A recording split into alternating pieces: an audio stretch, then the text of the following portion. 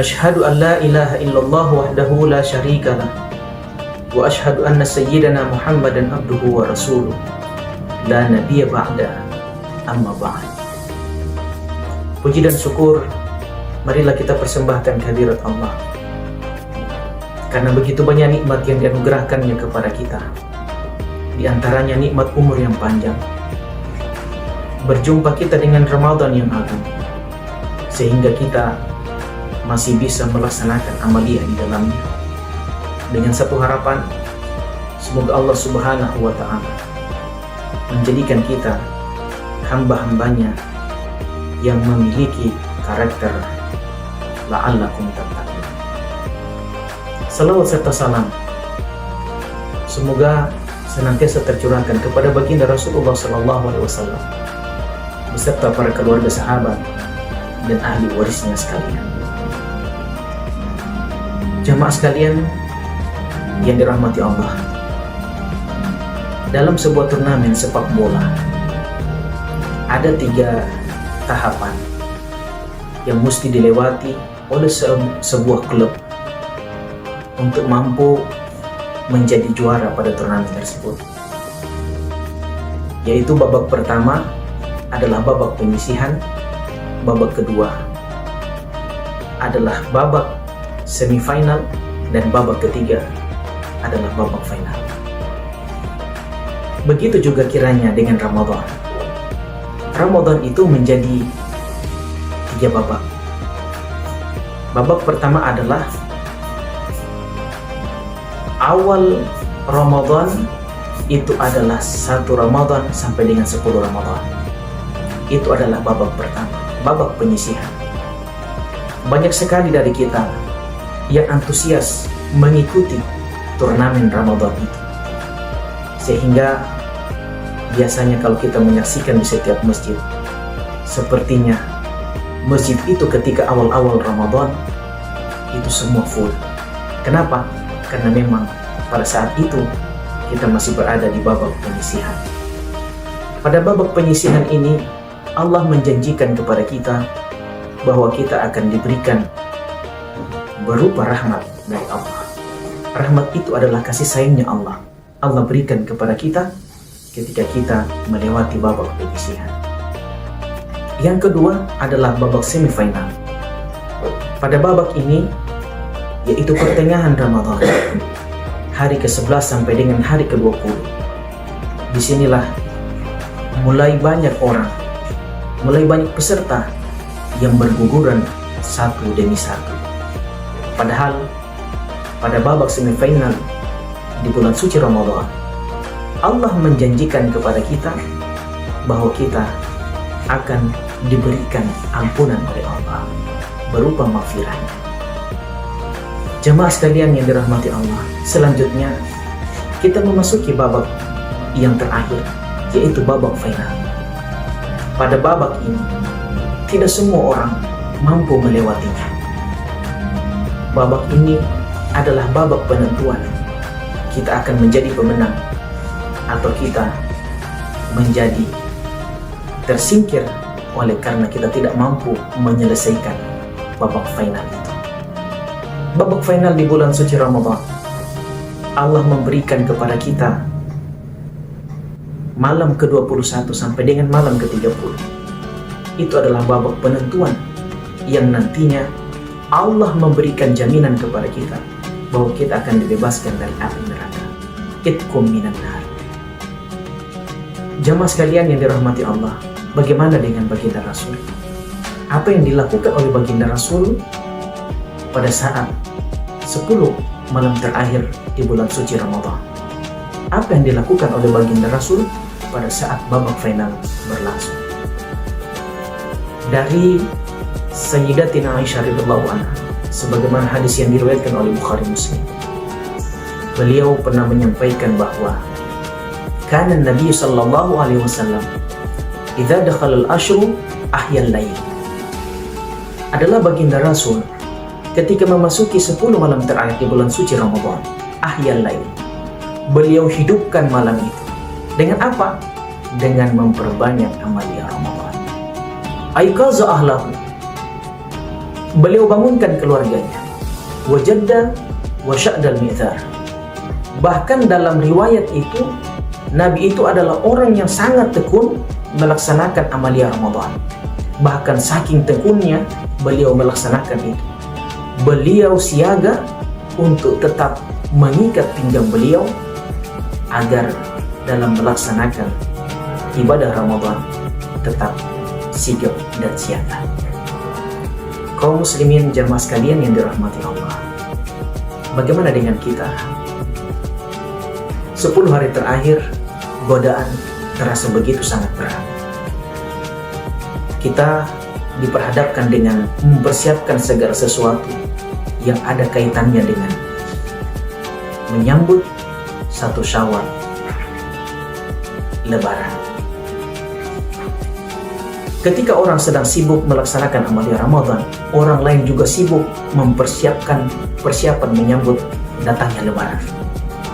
Bapak-bapak di rumah sibuk dengan urusan membersihkan rumahnya, mengecat rumahnya, mempersiapkan sofa untuk ditaruh di ruang tamu. Pun demikian ibu-ibu tidak kalah sibuknya dengan bapak-bapak, menyiapkan toplesnya, mengisi kuenya. Bagaimana caranya agar toples itu bisa terisi? Menyiapkan horden yang baru. Bahkan kadang 10 hari menjelang datangnya Ramadan sudah ada yang sibuk dengan urusan daun pisang untuk pembuatan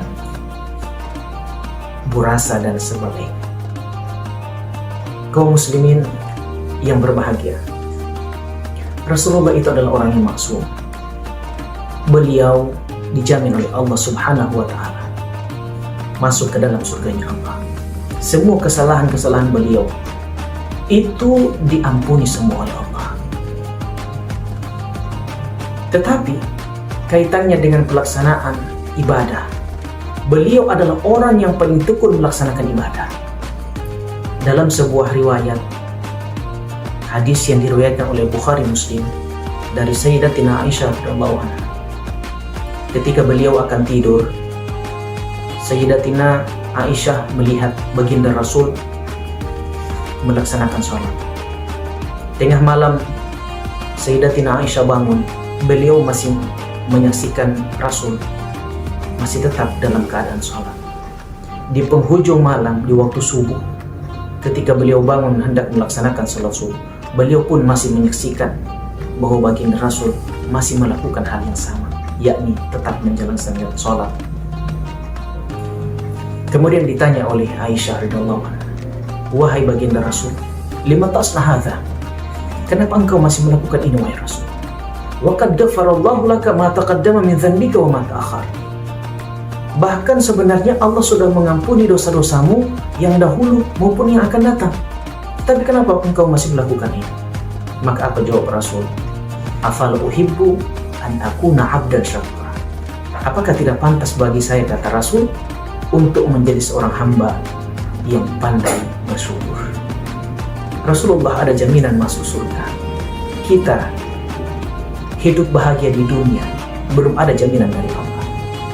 Memasuki kubur, dimasukkan ke dalam liang lahat, belum ada jaminan bahwa kita akan selamat di sana. Ketika melewati titian Siratal Mustaqim pun kita demikian, belum ada jaminan keselamatan dari Allah. Bahkan kita belum ada jaminan bahwa kita akan masuk surga, bahkan nantinya akan berjumpa dengan Rasulullah. Itu kita belum mendapatkan jaminan itu. Tetapi jamaah sekalian, kita seolah-olah bangga dengan ibadah yang kita lakukan hanya sedikit, padahal Rasul rutin melakukan amalia, melakukan ibadah, mendekatkan diri kepada Allah, taqarrub ilallah. Bahkan dalam riwayat, Nabi itu kalau salat kakinya sampai luka. Kita